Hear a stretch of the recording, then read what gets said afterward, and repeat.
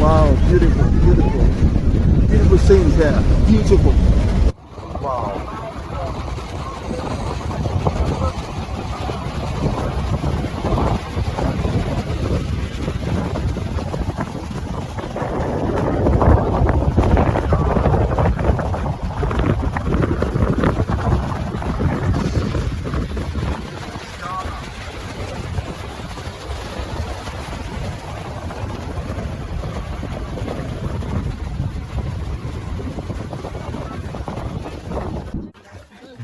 Yeah, I'm videoing.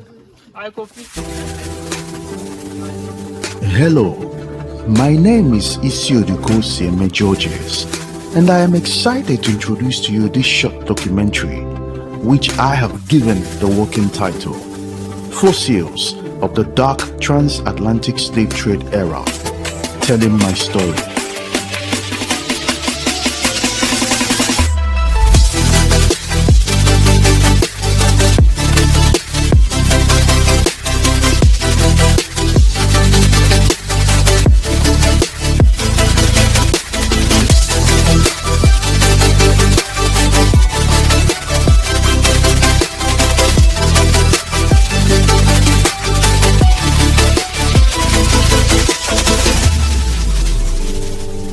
For my wife and for me, the second week of July 2023 was memorable.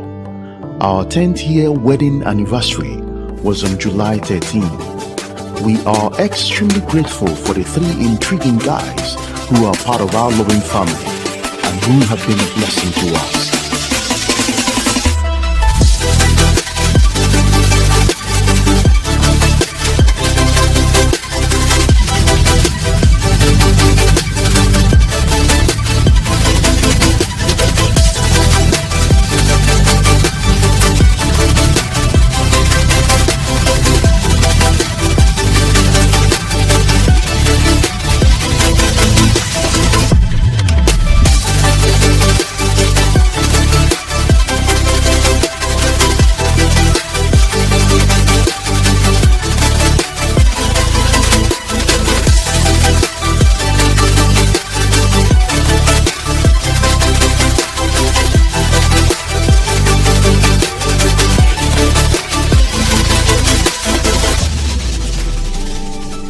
One of the planned activities to help us make the most of the season was a lengthy trip to Ghana for a weekend of enjoyment. When am I ready? I'm ready. All right. Experience that.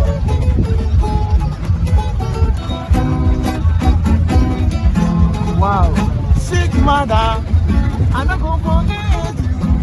But it's a my way. So wow. Very nice.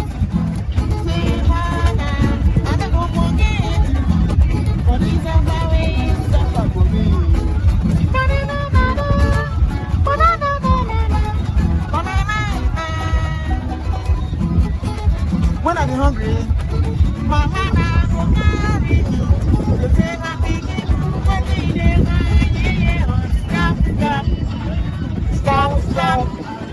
Stop.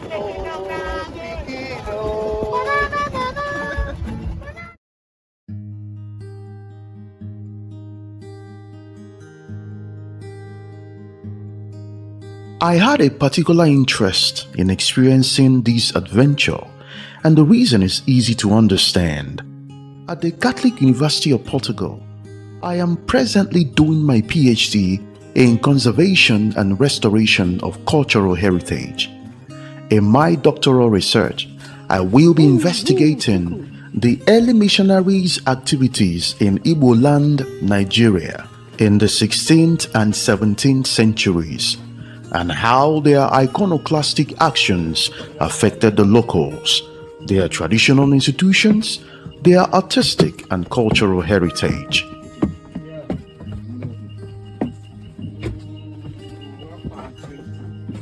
During my history classes days in the high school, I learned that countries like Nigeria, Niger, Sierra Leone, the Gambia, Ghana, formerly known as the Gold Coast, Côte d'Ivoire, formerly known as Ivory Coast, were most affected by the slave hunt. The Atlantic slave trade was not simply a rape of African labor to serve European purposes in the Americas. In any case, during the height of the slave trade, African exports by sea did not only consist of slaves. Other goods were traded as well, including gold, gum, hides, timbers, palm oil, and the European traders had to purchase a significant amount of food to feed the slaves while they were traveling across the Atlantic. Africans received supplies of other goods, cloth, metals, tools, knives, and other hardwares, guns and ammunition, beads and small manufactures, tobacco and spirits, that, despite their prices being inflated in comparison to their cost in Europe or America, were believed by their purchasers to be at least as valuable as the slaves and other exports that had to be purchased. The time was about 1:20 p.m. when we arrived at the capecoastcastle, a World Heritage building that I have been longing to see for quite some time. I was reminded by the fort in the distance that what I was about to see is serious and not to be taken lightly. I was a bit uncomfortable and uneasy, not knowing what to expect, but I managed to motivate myself. This building is an important landmark in Ghana because of its significance and is managed by UNESCO in collaboration with the Ghanaian government. Having heard uncomfortable and horrible stories of the things that happened in there centuries ago, I was left with a very bad taste in my mouth and allowed my wife to move further away from me while I kept my emotions hidden from her. I was not sure of her own feelings or what she might be thinking. I did not want to make it worse for her. She is quite adventurous, so I convinced myself that she was fine. Maybe. Mr. Morgan Mensah is our tour guide for today. He was a remarkably interesting man who was well versed in the atmosphere of the slave yard and the numerous activities that took place in there. Even if you could counter that he has been doing the job for a while, his style and explanations were interesting.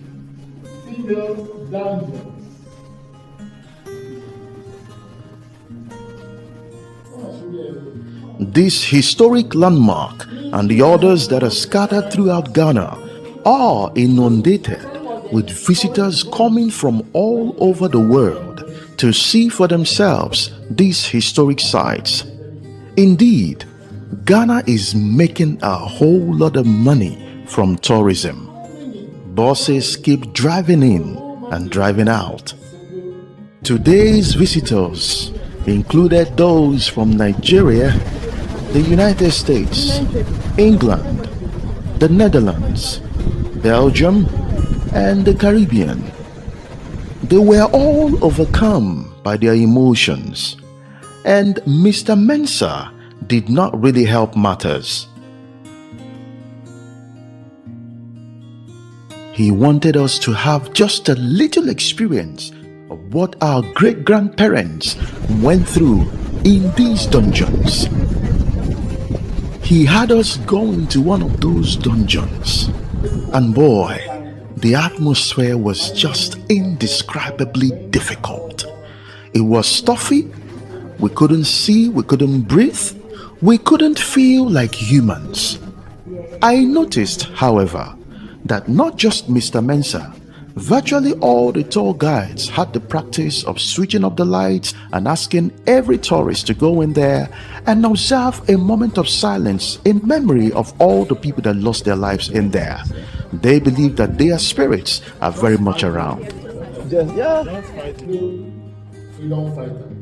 We entered the dungeons through the corridors. The stability of the stones and concrete reinforcements that have been supporting the walls for more than 2 centuries was evident from the brief glance at the walls. The walls were roughly 40 inches thick. Therefore, even if the prisoners had tried to escape forever, they would not have been successful at all. You could cut through the fear that those people felt. There was this dreadful sense of hopelessness permeating the air. The dark, inadequately ventilated dungeons of the castle housed up to 1,000 male and 500 female slaves, shackled and jammed together, with no space to lie down and a meager supply of light and air. The rooms had tiny openings for ventilation. In one of the male dungeons, one could see that the only openings for ventilation passed through a storehouse where gunpowders were stockpiled in readiness for any form of confrontation from other slavers. In the cell for the condemned, these were slaves who revolted against the slavers. One could see incisions on the wall, deep incisions made with fingernails by these slaves as they were in anguish, begging to leave.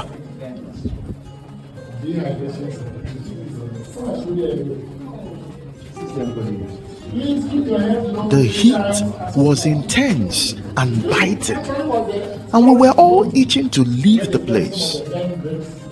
Mr. Mensah went on to explain to us that these were the conditions these condemned criminals, so to speak, found themselves. They couldn't breathe, they had no food to eat, they had no water to drink, and they had no air to breathe. The littlest air that ever came in there passed through the storehouse where gunpowders were stored, and these were horrible. A very dark tan coating covers the hard floor. The shocking part was that these were human feces. The dungeon's floor was covered in human waste due to the lack of cleanliness and water. They sat on them, stomped the waste, and were fed by these slavers, scattering crumbs all over the slaves. So my imagination tells me that these slaves were all smeared with feces all over their bodies. Of course, there were no spaces for them to ease themselves. A chamber held about 200 men at a time. There are 5 chambers in there. The height of the feces dump in the dungeons was about 50 centimeters. The slaves were stuck in them, shackled, hungry and starving. The wastes were cleared in 1973, so the hard floor could be visible.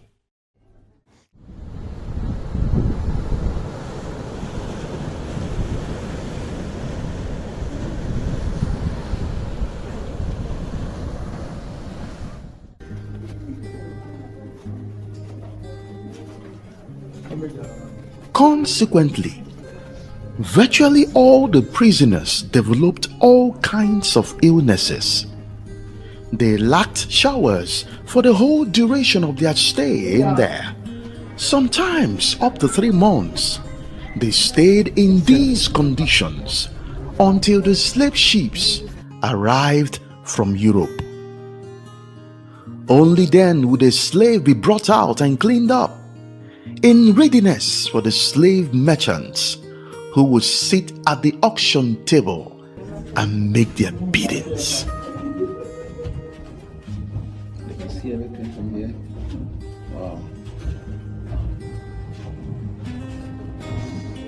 I had a little feel of how these slaves must have felt when Mr. Mensah dragged me out and asked the other tourists to bid for me. Strategic, eh?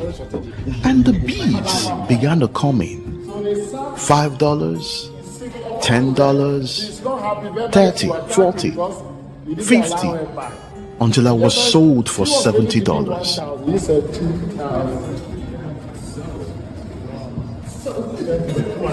was actually I think so. So there was always confusion, cacophony of noise, misunderstanding over here. And always the highest bidders were always the best of the human resource. As against the lower bidders. And then for their own wisdom judgment, they lay the name Palava for. Palava means trouble, noise, confusion. Now seminars, workshops, symposia, and often organized, so much attention is given to it. Those were the rooms where they kept the fabrics, the mirror, the mechanisms. And this was the auction block. From here, they moved them to the courtyard and branded them with a hot iron metals. Either at the chest, at the arm, or at the back of the shoulder. So, and for Manchester companies, so to say, as early all 14 councils of Ghana, UNESCO says they are World Heritage Sites in 1979. So they are open to public on commercial basis. And I must tell you, that experience left me dehumanized. I felt like a commodity. The men were separated from the women, and the slave masters took turns to rape the helpless women. These women had their monthly menstrual cycles in the most horrible and filthy conditions. Some of the men had to look away and sometimes watch helplessly as their wives were raped and turned into sex toys. Once the slaves set foot in the castle, they could spend up to 3 months in captivity under the dreadful conditions before being shipped off to the New World. These slaves were commodities to their buyers, and they had to be labeled and identified.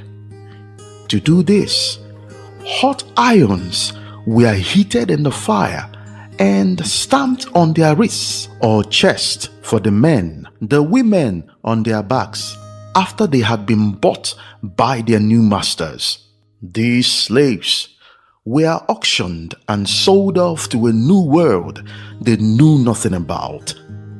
Fear was omnipresent, as some of the Africans who were snatched from their homes or farms were stripped naked and bereft of their every belonging. They boarded the ships and met often for the first time white men, brandishing red-hot irons to mark their captives in the most personal way. These white men with horrible looks, red faces, and long hair left more than a physical scar. Many enslaved Africans concluded the slavers were in league with the devil, if not themselves devils. For others, the searing of their skin confirmed that they were bound for the slaughterhouse to be eaten up by the cannibals who had stamped them in much the way animals were marked. A capecoastcastle is an environment of harsh contrasts. The castle also had some extravagant chambers, devoid of the stench and misery of the dungeons.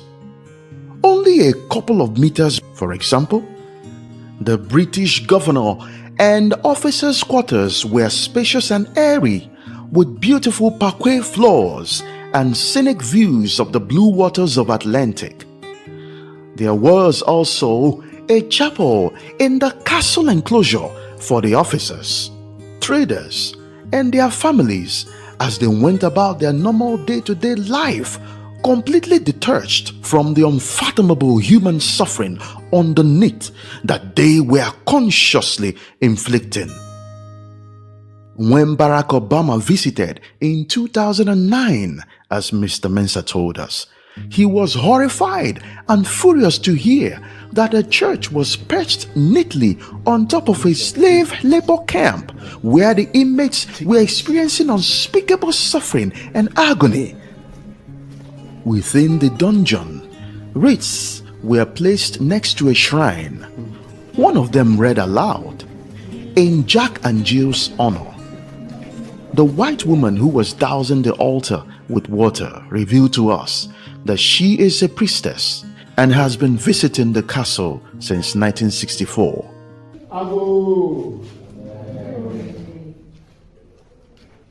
We got into another important area, African traditional temple here. It forms part of our heritage, our culture, the way some of us, we pray, we worship our Maker before the Arabs introduced some of us to Islamic faith during the Trans-Saharan trade. And the Europeans also came by. You see, when our ancestors were trading with the Arabs during the Trans-Atlantic, the Anglican Church ordained boys around 17th of May 17 and the officers. As a result, they stopped paying the salary.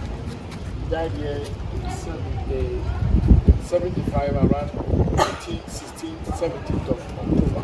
The name of the church was Society for the Propagation of the Gospel. SPG. Methodist Church also congregates a fair deal of the agenda.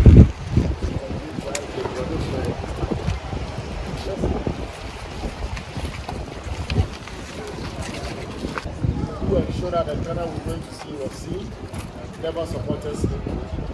Went ahead and established the first court of justice on our soil.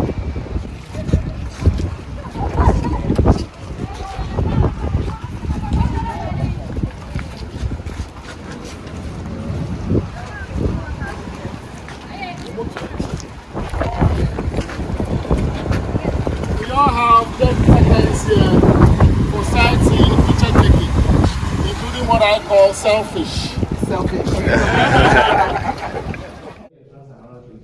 There are countless historic castles and forts scattered all along Ghana's coast. These fortifications, which signaled the start of the slaves' treacherous trip during the time of the slave trade, served as the last reminder of the slaves' home country before they were transported across the Atlantic, never to return. Between Keta in the east to Bayin in the west, Ghana's 500-kilometer coastline saw the construction of numerous castles and forts between 1482 and 1786. These strongholds operated as fortified trading centers that provided protection from other foreign immigrants and dangers from the African populace. At the time, Ghana was known as the Gold Coast because of the huge quantities of gold found there. The fourth, which were strategically positioned as connections in the trade routes built by the Portuguese, the first settlers on the Gold Coast in the 15th century, were later taken over, attacked, traded, sold, and abandoned during the 4 centuries-long conflict between European powers for control of the Gold Coast. The colonizers' attention moved to the slave as early as the 1500s. From holding gold, ivory, and other wares, the castles gradually imprisoned slaves who were reduced to yet another commodity. The majestic fortresses along Ghana's breathtaking coast housed dark dungeons overflowing with misery and despair, right up until the slave trade was gradually abolished by each of the colonial powers in the first half of the 1800s. But by this point, the irreversible and immeasurable damage was done, and from West Africa alone, it is estimated that 6 million slaves had been shipped to other countries. About 10 to 15% perished at sea during the so-called Middle Passage, never reaching their destination. The castles were the ultimate stop in many ways. They provided the last experience that men and women had in their homeland before their final departure. For those who did not make it to the New World, the castles were the last place they ever saw on land. The last shreds of hope would wither away with every day of captivity in the castle. On the seaboard side of the coastal slave castles was the door of no return, a portal through which the slaves were lowered into boats and then loaded like cargo onto big slaving ships further out at sea, never to set foot in their homeland again, and with a final goodbye to the freedom they once knew. One of the most famous castles in Ghana's dark episode of slavery is the Capecoastcastle. It began as a trade lodge constructed by the Portuguese in 1555 on a part of the Gold Coast, which later became known as the Cape Coast. In 1653, following Sweden's conquest of the Cape Coast, the Swedish Africa Company constructed a permanent wooden fortress for trade in timber and gold. A decade later, the fort was reconstructed in stone when the Danes seized power from the Swedish. The fort then passed through the hands of the Dutch and even a local Fetu chief at some point, before being conquered by the British in 1664. Over the years, the fort was increasingly used for the developing slave trade, which peaked in the 18th century.